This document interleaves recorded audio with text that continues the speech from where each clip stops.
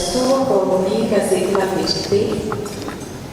Anisan'ny naverinao ngenongena ndre manofinofa ianao dia mbola misokatra ny mpanao gazety ary mbola mitorofonao zany tamin'ny fandraisananay androany. Nisy ny fampanantenana nataonao rehefa tany amin'ny tany mikasika ny hoe isy ny fiaonana matetetika aminay mpanao gazety. Taorian'izay moa dia misy ny valanaretina izay rahantsika mahalala. Mbola azo eritreretina ve andre natofolo nisy n'izay fiaona izay mba ahafahanay ankoatra ny androany mifanankalevitra aminao bebe kokoa mikasika ny fiainam-pirenena sy mikasika n'izay fanontaniana manitikitika anay. Misaotra tompoko.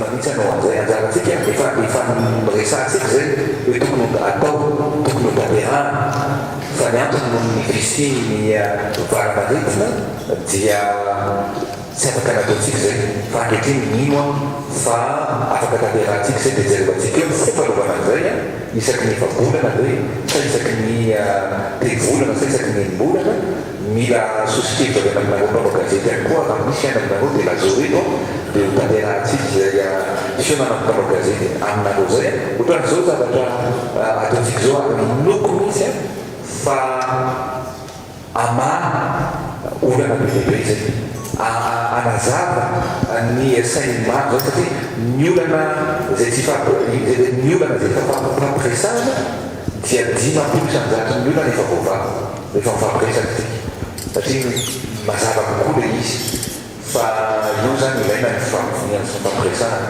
ka vonona tenako anao an'izay.